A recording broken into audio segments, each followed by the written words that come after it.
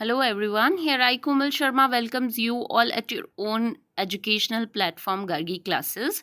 So today I'm going to discuss all about the poetry which is written by William Butler Yeats, and the poetry is Easter 1916.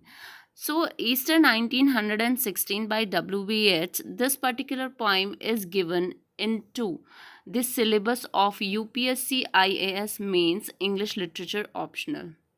All right, though there are a lot more poems to into our syllabus, Easter 1916 is one among all of them. All right then. So today, as I have discussed a bit information about this particular poetry earlier and about the poet too, about William Butler Yeats and about his biography, I have discussed everything in my early video. जो पहले वाला video है W.B. Yeats and his biography, तो उसमें मैंने W.B. Yeats की पूरी life spam के बारे में बताया है. If you are and if you have watched the video already, then you would definitely relate or interrelate the things whatever you will face into this particular poetry. तो जो भी चीज़ें इस पर्टिकुलर पोइट्री में आएगी 1916 में, उसको आप इंटर रिलेट कर पाओगे easily with the biography of W.B. Yeats. सो अगर किसी भी पोइट की पोइट्रीज को समझना है, तो first of all we have to understand the mentality and the biography of his particular poet, ताकि आपको पता चल जाए कि उसका बैकग्राउंड क्या था, किस तरीके की मेंटालिटी थी, किन चीज़ों से किन फेजेस से वो पर्टिकुलर पोइट गुजरा है. वो सारी चीज़ों का अगर आपको नॉलेज होगा तो आपको इजीली आप किसी भी पोइट्री को समझ सकते हो. तो अभी अपन चलते हैं टुवर्ड्स ईस्टर 1916. पहले मैं इसको थोड़ा बहुत इंट्रोडक्शन दे देती हूँ. Easter 1916 was basically written by the Irish poet W.B. Yeats, who was William Butler Yeats, and this particular poetry was written to commemorate the Easter Rising in 1916. 1916 में ईस्टर राइजिंग हुआ था आयरलैंड में. जिसमें हुआ क्या था, जो भी आयरिश नेशनलिस्ट जो भी लोग थे, उन्होंने एक रिबेलियन लीड किया था to win independence from British rule से इंडिपेंडेंस पाने के लिए, होम रूल पाने के लिए जो भी नेशनलिस्ट थे, उन्होंने एक रिबेलियन शुरू किया था अगेंस्ट ब्रिटिश गवर्नमेंट. जो भी लीडर्स थे, अब इस पर्टिकुलर पोइट्री में क्या है, तो जो भी लीडर्स थे ऑफ ईस्टर राइजिंग इन 1916, तो जो भी लीडर्स थे जिन्होंने अपनी लाइफ को सेक्रीफाइस किया था for the sake of their nation, और जो एग्जीक्यूट हो गए थे, तो येट्स ने इस पर्टिकुलर पोइट्री में उन सारे रिबेलियंस के बारे में बताया है. उनकी उसने एक्सपीरियंस किया था कि किस तरीके से वो लोग पहले ऑर्डिनरी दिखते थे और बाद में उन्होंने इतना बड़ा सेक्रीफाइस कर दिया for the sake of the nation. तो ये सारी पोइट्री उन्हीं के बारे में, उन्हीं सारे जितने भी लेजेंड्स थे, जो भी मार्चर्स थे, उनके बारे में ये पोइट्री है. जैसे अभी फॉर एग्ज़ाम्पल आपको अगर कोई पोइट्री लिखनी हो related to our freedom fighters, और उसी ड्यूरेशन के अगर कोई पोइट्स हैं, आप उनकी पोइट्रीज़ को पढ़ सकते हो, तो किस तरीके से उन सारे जितने भी उन्होंने अपनी लाइफ को सैक्रिफाइस किया, वो उनको एलाबोरेट करेंगे विद द सेम एक्सपीरियंस और with the same base. W.B. Yeats ने भी सारे जितने भी लीडर्स थे, जो भी रिबेलियंस थे, उनकी लाइफ को बताया यहाँ पे कि किस तरीके से वो पहले ऑर्डिनरी दिखते थे और अनएक्सपेक्टेडली उन्होंने अपनी लाइफ को सेक्रीफाइस कर दिया. All right, so first of all, here I'm moving ahead with the recitation. I will be reciting the poem first of all, then I'll explain each line of the poetry. So, I have met them at close of day, coming with vivid faces from counter or desk among grey 18th century houses. I have passed with a nod of head or polite meaningless words, or have lingered a while and said polite meaningless words, and thought before I had done of a mocking tale or a jibe to please a companion around the fire at the club, being certain that they and I but lived where mortally is one. All change utterly. A terrible beauty is born. The woman's days were spent in ignorant goodwill, her nights in argument until her voice grew shrill. What voice more sweet than hers when young and beautiful. She rode to harriers. This man had kept a school and rode our winged horse. This other, his helper and friend, was coming into his force. He might have won fame in the end, so sensitive his nature seemed, so daring and sweet his thought. This other man I had dreamed a drunken, vainglorious lout. He had done most bitter wrong to some who are near my heart. Yet I number him in the song. He too has resigned his part in the casual comedy. He too has been changed in his turn, transformed utterly. A terrible beauty is born. Hearts with one purpose alone, through summer and winter seem enchanted to a stone to trouble the living stream.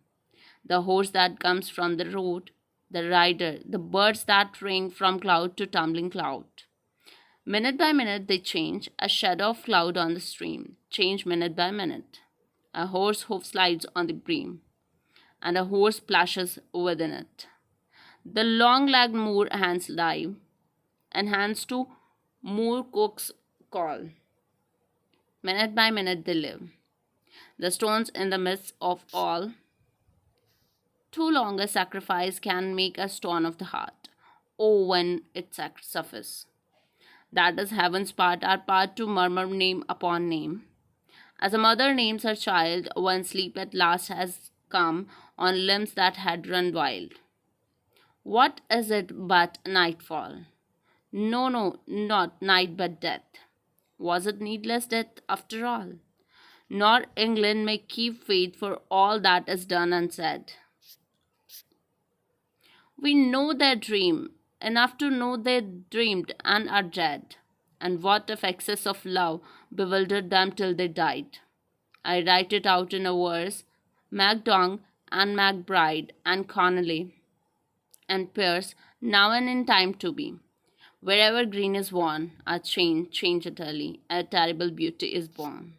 So this is the particular text of the poem, the poetry by W.B. Yeats, Easter 1916. तो अब मैं इसको elaborate करने जा रही हूँ. I'll elaborate each line. I'll discuss the meaning of the each line of the poetry. All right. So here we will begin.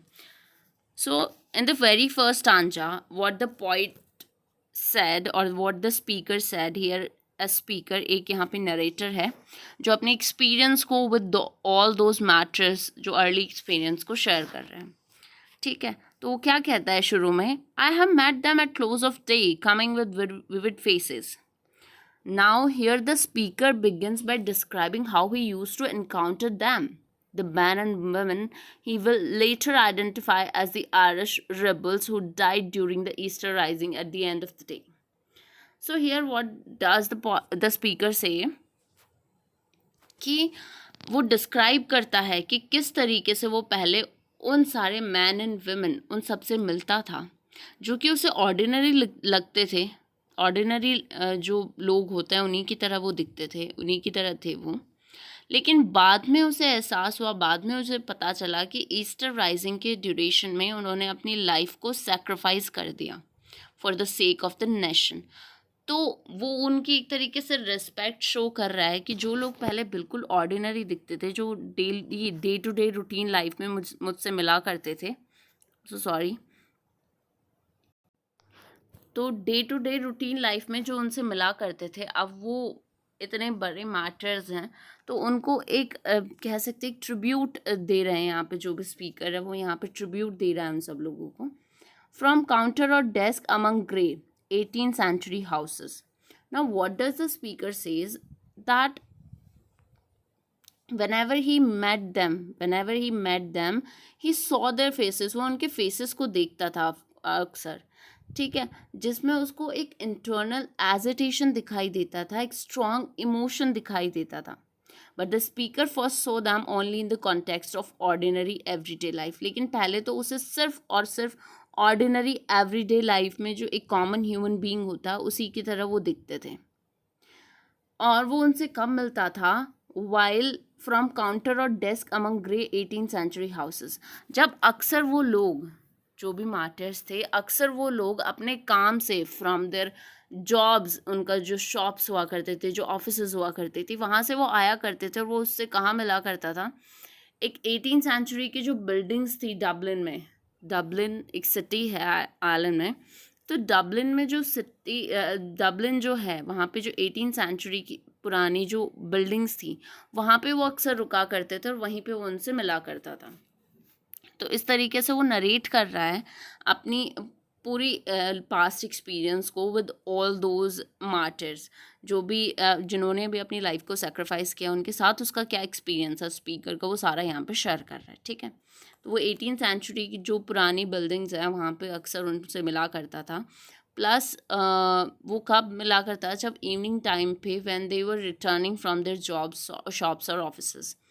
Alright, later on what does he say, आगे वो क्या कहता है, I have passed with a nod of the head और polite meaningless words. Now what does the speaker says here, that the speaker, particularly the narrator, briefly acknowledged them with a nod and meaningless small talk just to be polite. उनके साथ सिर्फ एक politeness show करता था, एक head nod करके और फिर आगे निकल जाना, जैसे अपन अक्सर किया करते हैं कि रास्ते में अगर कोई भी ऑर्डिनरी पर्सन हमसे मिलता है तो हम क्या करते हैं, यूजुअली हम उसकी तरफ सर हिला देते हैं, वेदर इन गुड मॉर्निंग और गुड इवनिंग सेंस में। ठीक है, तो सर नीचे ऊपर कर देते हैं या साइड में कर देते हैं, हाय हेलो जो भी कर देते हैं और फिर निकल जाते हैं। लेकिन वहीं पे अगर कोई एस्टीम्ड पर्सनालिटी हमसे मिलती है तो हम अक्सर वहाँ पे रुकते हैं और उनसे बात करने की कोशिश करते हैं, उन्हें रिस्पेक्ट शो करते हैं। ठीक है, तो लेकिन उसे नहीं पता था that the two the people with whom he is only being polite, जिनके साथ सिर्फ वो पोलाइट है, and with whom he was having just small talks in order to just and to recognize them very ordinary। तो वो जिन लोगों को ordinary recognize कर रहा था, वो exactly they are going to become such martyrs for their nation and they are going to sacrifice their life। तो उसको ये सारी चीज़ें उस टाइम पे नहीं पता थी, जो भी नैरेटर है। ठीक है, तो मीनिंगलेस वर्ड्स बोल के, मीनिंगलेस बातें होके और फिर नॉट हैड नॉट करके वो आगे निकल जाया करता था। और have lingered a while and said polite meaningless words, या फिर वो क्या करता था, वहाँ पे थोड़ी देर रुकता था and he tries to make some meaningless small talk just to be polite. In order to be just polite with the people, have he have had he has had some few words with them only। कुछ बातें किया करता था, ज़्यादा देर नहीं रुका करता था। And thought before I had done of making tale of a jibe to please a companion around the fire at the club. Even while he was talking to them, the time when he was having words with them, he would already be thinking of some way to make fun of them। क्योंकि जब भी हमें और कोई ordinary person मिलता है तो हम भी यही सोचते हैं कि कौन सा ऐसा पॉइंट या पंच मारें कि जिससे कि एक फ़न का हमें मौका मिल जाए, एक एंटरटेनमेंट हो जाए। तो सेम विद द स्पीकर और नरेटर, जब भी वो उनसे मिला करता था वो उनसे एक नॉर्मल बात करता था और उसके बैक ऑफ द माइंड कहीं ना कहीं यही चलता रहता था कि I have to get some point, ताकि मैं उसका मजाक उड़ा सकूं with my companions, along with my companions. जब भी मेरे कंपेनियंस मुझे किसी क्लब में मिले तो फॉर एंटरटेनमेंट, ताकि मैं इन लोगों का मजाक उड़ा सकूँ, ये सारी चीज़ें बैक ऑफ द माइंड चलती रहती थी और इसी वजह से वो उनके पास रुकता था और बात करता था। Being certain that they and I but lived where motley is born। Now what does the speaker say? Speaker says that I had nothing more serious on his mind, exactly, whenever they had words together he had nothing serious in his mind, because he thought that they all were just living regular unimportant life। क्योंकि उसे हमेशा ऐसा लगता था कि मैं और मेरी तरह ही ये लोग भी एक ऑर्डिनरी लाइफ, एक अनइम्पॉर्टेंट लाइफ ही तो जी रहे हैं, तो क्यों ना इनके मज़े लिए जाए, क्यों ना इनका मजाक उड़ाया जाए। तो इस वे में वो हमेशा उनसे बात किया करता था। Now what does the speaker say, all change utterly, a terrible beauty is born। Now here the poet says, and now though everything is completely different, someone has occurred that was highly destructive but also helped bring about profound change। तो अब वो बोलता है अब जो चीज़ें हैं वो बिल्कुल कम्प्लीटली डिफरेंट है, जो मेरी फीलिंग्स उन लोगों के लिए जो पहले हुआ करती थी, now the feelings have change, वो फीलिंग्स चेंज हो गई है, उनकी इम्पोर्टेंस चेंज हो गई है, जो भी डिस्ट्रक्टिव चीज़ें हो रही हैं वो कम्प्लीटली ऑल्टर, उनको सब सारी सिचुएशन को ऑल्टर कर दिया उन सारी चीज़ों ने, जो भी डिस्ट्रक्टिव सिचुएशंस आई हैं आयरलैंड में उसने सारी चीज़ें ही ऑल्टर कर दी हैं। तो इस तरीके से आप समझ सकते हैं जब अपन भी ये usual life we can interlink these thing these words with our daily life, अपन हमारी लाइफ अपनी लाइफ से भी रिलेट कर सकते हैं। Whenever we meet an ordinary person, हम हमेशा ट्राई करते हैं to make fun upon them, कि कोई ना कोई ऐसा मजाक का पॉइंट मिल ही जाए, और फिर बाद में अपने दोस्तों के साथ अपने फ्रेंड्स के साथ उसी बातों को रिपीट करना, उसका और भी मजाक उड़ाना, काइंड ऑफ स्टफ्स हम अपनी डेली लाइफ में करते हैं। लेकिन जब हमें पता चलता है कि एग्जैक्टली जिन लोगों का हम मजाक उड़ाया करते थे, the people to whom we considered very ordinary, वो एग्जैक्टली इतना बड़ा काम कर दिया उन्होंने, तो थोड़ा हम उस चीज़ को लेके बहुत ज़्यादा पजेसिव हो जाते हैं। Alright, now in the second stanza अब देखते हैं पॉइंट, जो स्पीकर है उसने और क्या क्या एक्सपीरियंस किया। The women's day were spent in ignorant goodwill. So sorry, that's the brush. Okay, that women's day were spent in ignorant goodwill. Now the speaker describes individual men and women who participated in the rising. So यहाँ पे अब जो point है वो हर एक particular individual person को describe करेगा, जो भी पर्टिकुलर पर्सन जिनको पर्सनली वो जानता है उन सबको डिस्क्राइब करेगा। तो यहाँ पे सबसे पहले एक औरत के बारे में वो डिस्कशन कर रहा है, one woman who tried earnestly but misguidedly to accomplish positive change. All right, so that woman's days were spent in ignorant goodwill. वो जो वुमेन थी जिसके बारे में अभी वो बात कर रहा है, वो जो भी वुमेन थी, वो जो वुमेन थी जिसके बारे में सबसे पहले पॉइंट यहाँ पे डिस्क्राइब कर रहा है, तो वो पर्टिकुलरली जो औरत थी, शी ट्राइड अर्नेस्टली, उसने अर्नेस्टली ट्राई किया but misguidedly to accomplish positive change. उसने लाइफ में पॉजिटिव चेंजेस लाने के लिए बहुत ट्राई किया, earnestly she tried hard, but misguidance की वजह से उसने कभी भी वो चीज़ सक्सेसफुली नहीं करी। तो एक ऑर्डिनरी वुमेन होती है ना डेली लाइफ, तो अगर कोई ट्राई करती है to do a thing with a different aspect, लेकिन मिस गाइडेंस की वजह से वो पूरा नहीं कर पाती हैं। Let's see who that women further moves with her nights in argument until her voice grew shrill. अब वो जो औरत थी, her devotion, she was extremely devoted towards her political position, and this was reflected in her endless striding arguing for her side. She used to show a more moderate, engaging personality when she was a young, beautiful woman who spent her time in leisurely pursuit like hunting. So here, while we will moving ahead with this personality, with this women's personality, now what does the speaker say here? Her nights in argument until her voice grew shrill. What voice more sweet than hers? One young and beautiful, she wrote to Harriers. वो बोलता है कि अब वो जो औरत है उसने वो इतना ट्राई कर रही है अपनी जो भी पॉलिटिकल पोजीशन को अर्न करने का, उस पर स्टैब्लिश्ड रहने का, डिटरमिन्ड रहने का, तो ये सारी चीज़ें उसके जो एंडलेस एफर्ट्स हैं उनमें दिख रही है। वो जो औरत है उसकी वॉइस दिन रात आर्ग्यूमेंट्स करते करते अपनी जो भी पोजीशन है उसको हैंडल आउट करते करते उसकी वॉइस इतनी ज़्यादा श्रिल हो गई है कि वो पहचान में नहीं आती है कि एग्जैक्टली वो वही औरत थी क्या, जिसकी जो वॉइस थी बहुत स्वीट थी, जो यंग थी, ब्यूटीफुल थी, and she use to do hunting. She was having interest in hunting earlier उससे जो इंटरेस्ट था वो लेजरस जो थिंग्स होती थी, लेजरस जो परस्यूट्स होते थे उनमें उसका इंटरेस्ट था, but now she turn completely. तो यहाँ पे अगर अपन बात करें तो अगर आपने W.B. Yeats का जो बायोग्राफी वाला पोर्शन अगर पढ़ा होगा ऑन अ पॉइंट, तो जो भी lady थी with whom he was in love, Lady Maud about her I have discussed a bit information about, I've discussed in that video. इसीलिए मैं बोल रही थी, क्योंकि ये छोटी छोटी चीज़ें आपको इंटर रिलेट कर पाओगे आप इजीली। अगर आप पोइट को अच्छे से जानते हो तो आप पोइट्री में जो जो चीज़ें आएंगी आप उनको इंटर रिलेट कर पाओगे। तो यहाँ पे जो पोइट है वो अपनी बिलवड के बारे में, the lady with whom he was in love earlier, उसके बारे में बात करता है। तो earlier she was so beautiful young, she use to spend time in leisurely pursuits like hunting.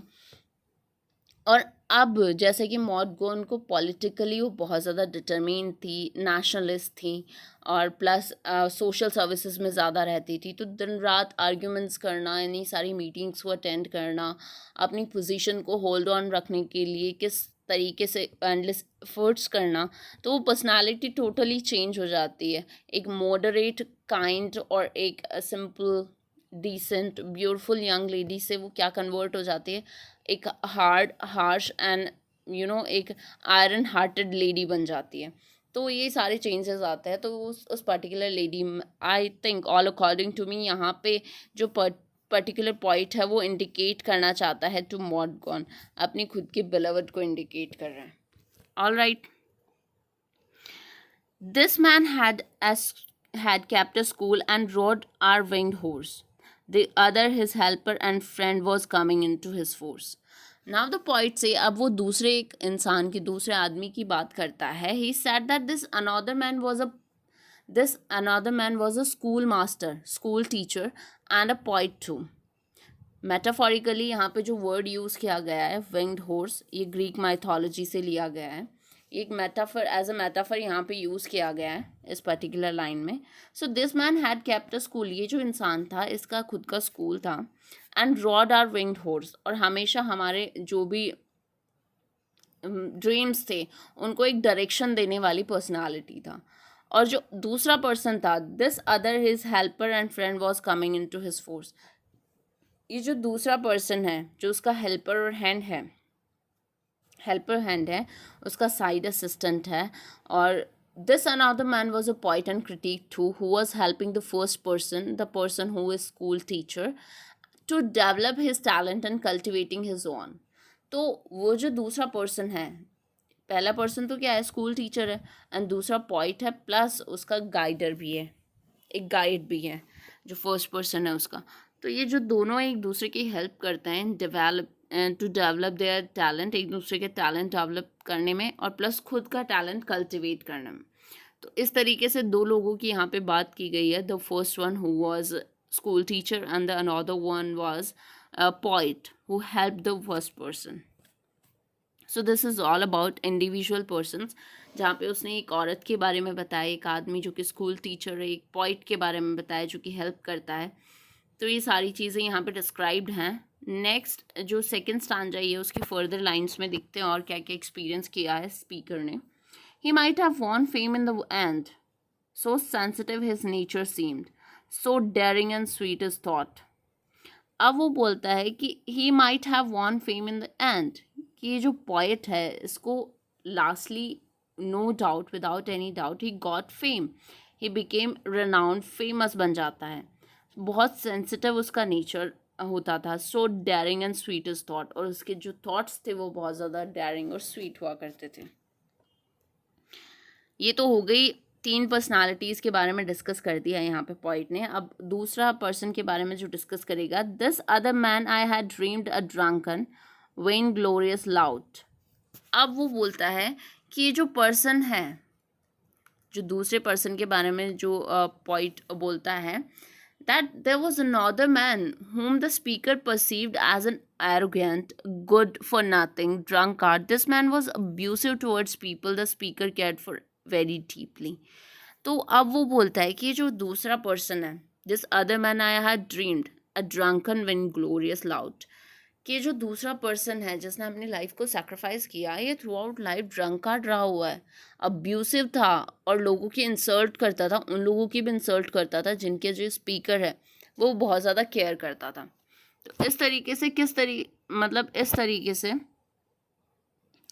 जो पर्सन है वो drunkard, vainglorious he was, and he use to be abusive, he insulted the people, insults करता था लोगों की। तो ऐसा person से ये एक्सपेक्ट करना कि वो अपनी लाइफ को सेक्रीफाइस कर दे फॉर द नेशन थोड़ा अनएक्सपेक्टेड होता है. He had done most bitter wrong to some who are near my heart. वो बोलता है उसने उन लोगों को भी हर्ट किया है जो मेरे बहुत ज़्यादा करीब थे. Yet I number him in the song. लेकिन तभी भी मैं उस पर्सन को अपने इस पोइट्री में उसका नेम ऐड करूँगा क्योंकि उसने इतना बड़ा काम किया at the end of the day. He too has resigned his part in the casual comedy. अब जो पॉइट है वो एडमिट करता है इस रिस्पेक्ट को, इस चीज़ को एडमिट करता है कि वो पहले उनकी बहुत ज़्यादा मजाक उड़ाता था. ये जो भी लोग थे इन सब की मजाक उड़ाता था. ये उसकी लिस्ट में थे कि उनका मजाक उड़ाना, उनकी बातों से एंटरटेन होना, उनकी ही बातों को रिपीट करके एक फ़न क्रिएट करना, ये सारी चीज़ें वो करता था. So he too has change in his turn. वो भी अपने स्टफ पे, अपने बिहाफ पे चेंज हुआ है. Transformed utterly a terrible beauty is born. और completely transfer हुआ है from a person who was vainglorious, arrogant, he was drunkard, he was abusive, the people who insult the next person.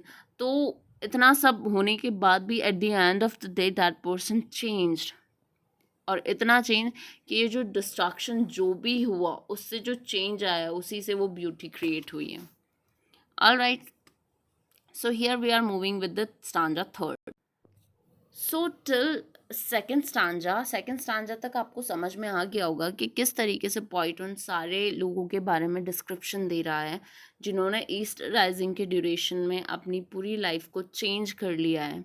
ठीक है, और ये जो पर्टिकुलर इवेंट था this was highly destructive but also help bring about profound change. लेकिन ये जो particular event हुआ ईस्टर राइजिंग 1916, इसने एक प्रोफाउंडली कंप्लीट चेंज लेके आया into this society. All right then. Next on, what does the poet moves ahead with the memories of. तो जो भी मेमोरीज अब सामने आती जा रही हैं, होपफुली आपको पोइम भी समझ में आ रही होगी कि किस तरीके के पर्सपेक्टिव से पोइट ने एग्जैक्टली ये पोइट्री लिखी थी. All right, so here we are moving ahead. Heart with one purpose alone. Heart with one purpose alone through summer and winter seem enchanted to a stone to trouble the living stream. Now the poet says the speaker suggests that people who like the rebels dedicate all their love, energy, activity to one goal, which can sometimes start to seem inhuman in their single-minded dedication, like an unmoving stone in a moving stream. Such people can disrupt the flow of ordinary life around them. So now what does the poet says? That hearts with one purpose alone through summer and winter seem enchanted to a stone to trouble the living stream. तो यहाँ पे जो determined लोग हैं जिन्होंने ये decide किया कि पूरी तरीके से सिंगल माइंडेड डेडिकेशन के साथ वो इस रिबेलियन को क्रिएट करते हैं अगेंस्ट में ब्रिटिश जो गवर्नमेंट होती है उसके अगेंस्ट में अपना होम रूल लाने के लिए. तो जिस तरीके से वो अपना हार्ट एंड माइंड दोनों एक करके अपने डेडिकेशन में लगे हुए हैं, तो ये सारे जो लोग हैं, जितने भी लोग हैं, ये ट्राई कर रहे हैं कि किसी वो जो फ्लोइंग स्ट्रीम है, ऑर्डिनरी लाइफ की जो एक फ्लोइंग स्ट्रीम है, उसमें एक स्टोन को हटाने की, ताकि वो फिर से वो लाइफ ऑर्डिनरी बन पाए. ठीक है. Now what does the poet next say? The horse that comes from the road, the rider, the birds that range from cloud to tumbling cloud. Here the poet says, यहाँ पे poet जो है वो changes के बारे में बात कर रहा है कि लाइफ में जो जितनी भी चीज़ें हैं वो सारी चेंज हो रही है. नेचर चेंज हो रहा है, एनिमल्स चेंज हो रहे हैं, ह्यूमन बिहेवियर चेंज हो रहा है, वेदर कंडीशन है वो भी चेंज हो रही है. सारी चीज़ें कॉन्स्टेंटली चेंजेस आ रहे हैं, हर चीज़ में कॉन्स्टेंट चेंज आ रहा है.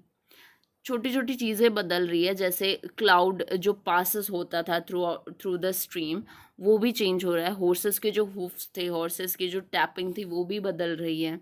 जो वाटर फ्लोइंग था वो भी चेंज हो रहा है. सारी चीज़ें बदल रही है, उनके कॉन्सिक्वेंसेस भी सामने आ रहे हैं.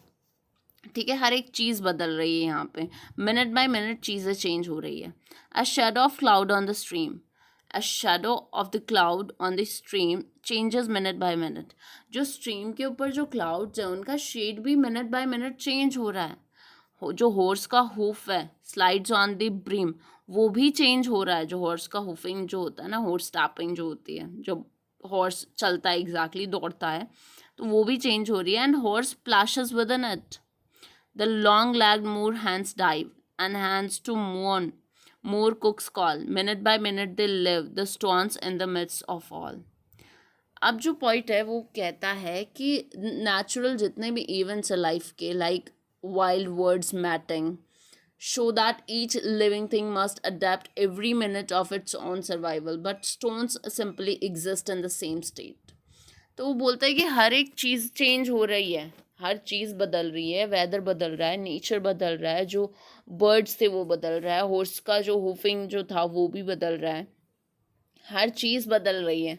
लेकिन जो स्टोन जो एक होता है ना, माइंड एंड हार्ट को जो साथ में लेके चलता है, जो सिंगल माइंडेड पर्सनालिटी होती है, या फिर किसी भी स्ट्रीम, बहती हुई एक फ्लोइंग स्ट्रीम होती है, उसके अंदर जो स्टोन होता है वो परमानेंट रहता है, वो एज इट इज़ रहता है, वो नहीं बदलता, बाकी सारी चीज़ें बदलती रहती हैं. अब फोर्थ स्टांजा में पॉइंट लेट्स सी और क्या क्या चीज़ें एक्सपीरियंस करता है. Now the speaker says, too long a sacrifice can make a stone of the heart. Too long a sacrifice can make a stone of the heart. Oh, when may it suffice? So here the speaker suggests that people who give up too much of their lives to pursue unchanging goals may lose their ordinary human feelings. Obvious है, जब हम एक चीज़ के पीछे by heart and mind पड़ जाते हैं और किसी भी तरीके से हमें वो चीज़ चाहिए होती है, बाय हुक और बाय क्रोक, और खुद को भी सैक्रिफाइस करने को तैयार रहते हैं, तो शायद हम वहाँ पे हार्ड हार्टेड बन जाते हैं, हम एक स्टोन की तरह हो जाते हैं जो कि एक फ्लोइंग स्ट्रीम में रहता है. ठीक है. That is heaven's part, our part to murmur name upon name. तो ये जो पार्ट है, he actually first wonders when all these sacrifices will be enough to achieve the goal. But then he decides that it is heaven or God's job to answer that question.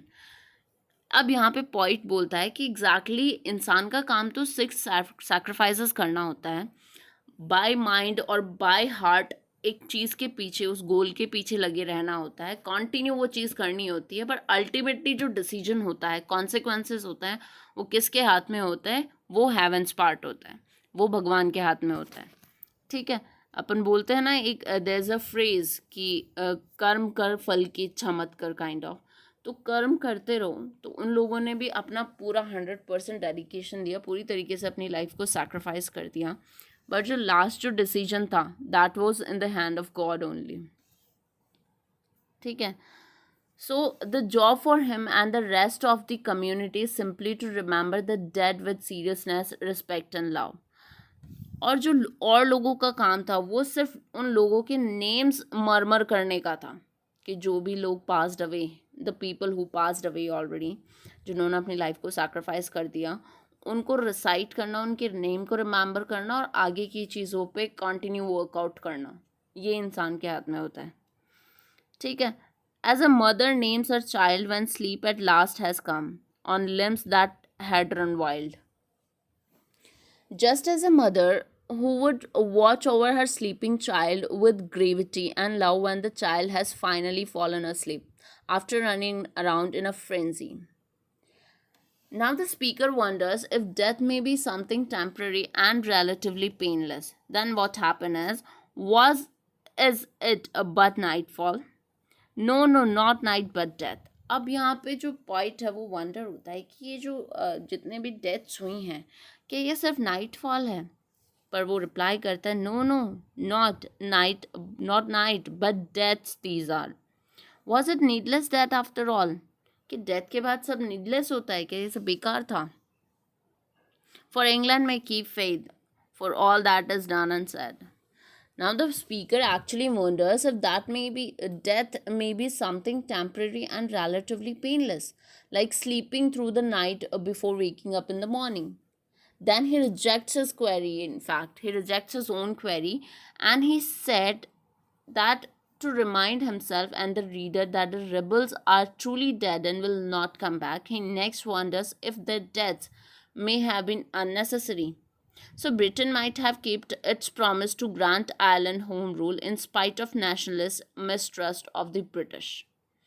तो ये सारी चीज़ें वो बोलता है कि शायद इंग्लैंड का जो ट्रस्ट है इस चीज़ पे हो जाए और वो हमें हमारा होम रूल दे दे अपने प्रॉमिस पे अगर टिके रहे तो, और अगर इनकी जो डेथ्स है वो वेस्ट ना हुई हो तो इस तरीके से वो क्वेरी क्वेश्चन भी डाउट भी क्रिएट करता है, उसका आंसर भी देने की कोशिश कर रहा है, यहाँ पे पॉइंट है. Then next one he says we know their dream.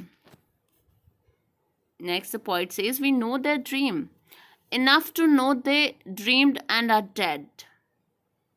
But again, the speaker decides it is not his or the public's job to answer that question.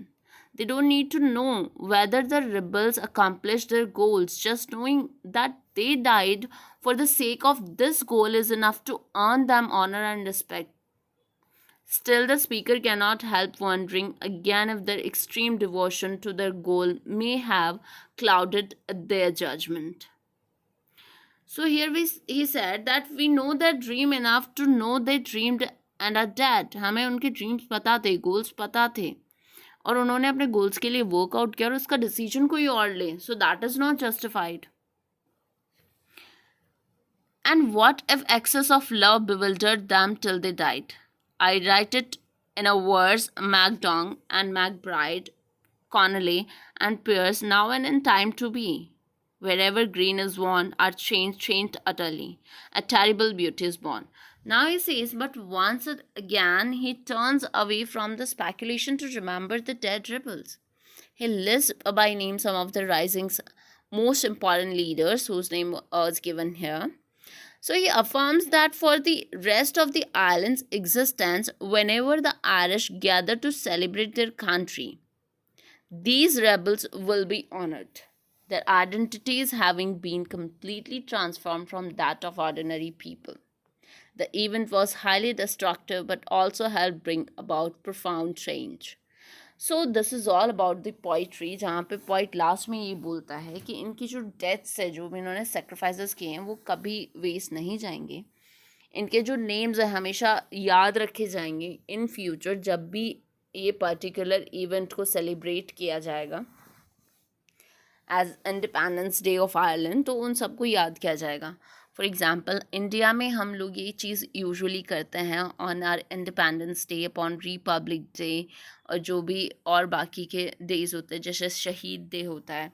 तो इन सारे डेज़ पे, जो भी स्पेसिफिक डेज़ होते हैं, इन सारे डेज़ पे हम एक्चुअली मेमोराइज करते हैं, उन लोगों को याद करते हैं to whom we even don't know personally, जिनको हम जानते भी नहीं, पर उनके सैक्रिफाइसेस को कभी भी इस तरीके से नज़रअंदाज नहीं करते, उनको वेस्ट नहीं जाने देते. तो फाइनली जो पॉइंट है उन लोगों को बोलता है कि जो ऑर्डिनरी लाइफ से उठ के अपनी लाइफ को इतना चेंज किया, जिन्होंने अपनी पूरी लाइफ को सैक्रिफाइस कर दिया for the sake of the nation, तो उनके लिए जो ट्रिब्यूट दिया जाएगा इन फ्यूचर, वो हमेशा याद रखा जाएगा. All right then, so this is all about our poetry Easter 1916 by W.B. Yeats. तो W.B. Yeats की बायोग्राफी पढ़ने के बाद आपको बहुत अच्छे से समझ में आ गई होगी this particular poetry. So thank you so much for watching this video. If you have any kind of problem related to this particular poetry, do comment below, or you also can email us upon our email ID, which is given into our description box too. And so thank you so much, and don't forget to subscribe the channel, do like the video, don't forget to press the bell icon to get the notification of our each video. Thank you so much, and stay connected for further information with Gargi classes.